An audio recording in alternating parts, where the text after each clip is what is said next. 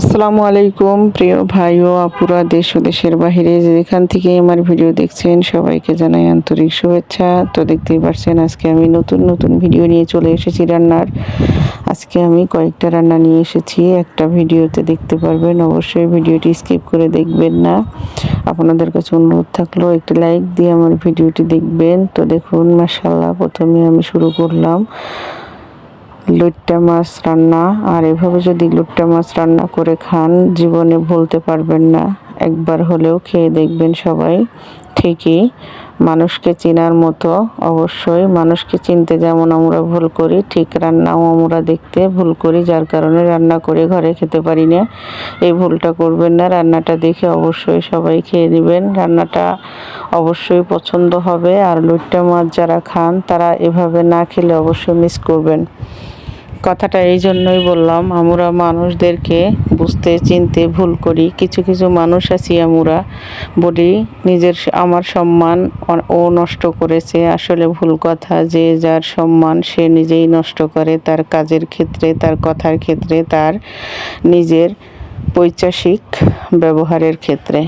তো এগুলো জিনিস যারটা সেই প্রকাশ পাওয়ায় সম্মান তার নিজেরটা নিজেই নষ্ট করে। ঠিক তেমনই আমার এই মাছটার মতো। যদি লইট্টা মাছ আপনারা পছন্দ করেন এভাবে একবার খেয়ে দেখবেন, আর কখনো ভুলতে পারবেন না। তাই বলি রান্নাটা নিজের মতো করে করবেন, আর নিজেও খেতে পছন্দ করবেন। তো দেখুন মাশাআল্লাহ এভাবে মেখে নিয়েছি।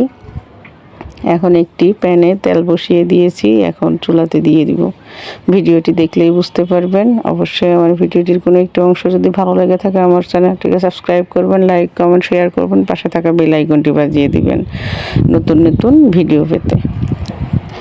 তো দেখতে পাচ্ছেন মাশাআল্লাহ একসাথে রান্না করে ফেলবো আজকে মজার মজার খাবারগুলো। ভিডিওটি না টেনে দেখার অনুরোধ রইল। ভিডিওটি দেখার শেষে একটি কমেন্ট করে যাবেন। ইনশাআল্লাহ কমেন্টের সূত্র ধরে আমি আপনাদের পরিবারে চলে যাব। যারা আমার এই ইউটিউবে যাদের কোনো পরিবার নেই, ইনশাআল্লাহ তাদের প্রতি অনেক অনেক বেশি দোয়া ভালোবাসা রইল, কারণ তারাও আমার পরিবারের চেয়ে বেশি। তো দেখুন কত সুন্দরভাবে আমি রান্নাটা করে নিচ্ছি। রান্না যেরকম, সম্পর্কটাও মানুষের ভিতরে এরকম। কিছু সম্পর্ক বুঝতে হবে, চিনতে হবে, জানতে হবে। যেমন আমার মাকে যদি আমি ভালোবাসি, সেটা আমার মা আমার সবচেয়ে আপন। আবার আমার হাজব্যান্ড যদি আমার পরে যদি আমার মাকে পছন্দ না করে, ভালো না বাসে বা দেখতে না পারে, আমার বোনকে পছন্দ করে, এটা বুঝতে হবে যেটা এটা তার ভিতরে কোনো মতলব আছে। কারণ মারছে মাসির দরদ বেশি হয় না। সম্পর্ক এমনই, সম্পর্ক আসে পর্যায়ক্রমে। আমার পরে আমার মা বাবা, তারপরে আমার ভাই বোন আত্মীয় স্বজন। সে আমার মা বাবাকেই যদি বা কেউ পছন্দ না করে, সে আমার বোনকে কীভাবে পছন্দ করবে? অবশ্যই সেটার ভিতরে কোনো মতলব আছে। মারছে মাসির দরদ বেশি হয় না, এই কথাটা বলে। আমি এই তরকারিটা রান্নার জন্য এই কথাটা এই জন্যই বললাম। লইট্টা মাছটা দেখতে খারাপ হলেও রান্না করার পর দেখুন তো কত সুন্দর হয়েছে মাশাআল্লাহ। খেতে এতটাই মজা হয়েছিল, একটার সাথে একটা লেগে যায় নাই, একটাও ভেঙে যায় নাই। অনেক মজার রেসিপি রান্না করেছি আমি। আপনারা দেখবেন, রান্না করে খাবেন। তো দেখতেই পারছেন। এখন আমি যেটাকে দেখাবো সেটা হচ্ছে কালো জিরা ভর্তা। আল্লাহ রব্বুল আলামিন কালো জিরার ভিতরে একটা গুণ দিয়ে দিছে, বলছে মরণ রোগ বাদে সব রোগ ভালো হয়ে যায়। সেটা এত কালো বিচ্ছিরি, তারপরেও তার এত বড় একটা গুণ দিয়ে দিয়েছে। আমরা মানুষ, আমরা যে যতই সুন্দর হই না কেন বা কুৎসিত হই না কেন, আমাদেরকেও প্রমাণ করতে হয় তার ভালো গুণাবলী দিয়ে। তার ভালো কথা, ভালো কাজ, ভালো আচরণ, তার নিষ্ঠা সব কিছুর মাঝে। শুধু বললে হবে না আমি ভালো, ভালোটা কাজের মাঝে প্রকাশ করতে হয়, 10 জনের চোখে ধরা পড়তে হয়। যেমনটা কালো জিরার মতো, তার চেহারা যতই কালো হোক কিন্তু সে গুণগতি মানে অনেক ভালো। কথাগুলো এই জন্যই বললাম, আমি যেহেতু রান্নার নিয়ে ভিডিও বানাই, তো রান্নাটাই আমার কাছে বেটার। সব কিছু মিলিয়ে বোঝানোর জন্য আমি দ্বিতীয় কোনো জিনিস নিয়ে বোঝাতে চাই না। তো দেখুন মাশাআল্লাহ কালো জিরা ভর্তাটা রেডি। আর এটা দিয়ে তো ভাত খেলে আপনি ভুলতেই পারবেন না যে আমি কতটা মজাদার একটি ভর্তা দিয়ে ভাত খেয়েছি।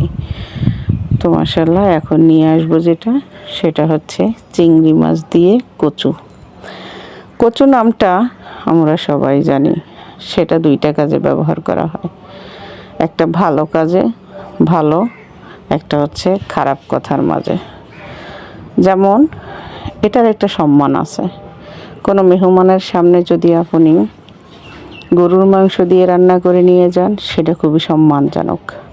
কিন্তু যদি আপনার একজন সম্মানী মেহমানের কাছে যদি শুধু কচু রান্না করে নিয়ে যান, এটা খুবই অসম্মানজনক। এটাকে বলার উদ্দেশ্য, যদি কোনো ব্যক্তি নিজেকে মনে করে আমি খুব সম্মানী, এটা তার ভুল ধারণা। নিজেকে প্রমাণ করতে হবে, নিজেকে মানুষের সামনে প্রেজেন্ট করতে হবে ওইভাবে, নিজের প্রত্যেকটি কাজের প্রেজেন্টেশন দেখাতে হবে যে আমি খুব ভালো কাজ পারি, ভালো মানুষ, ভালো মন মানসিকতা।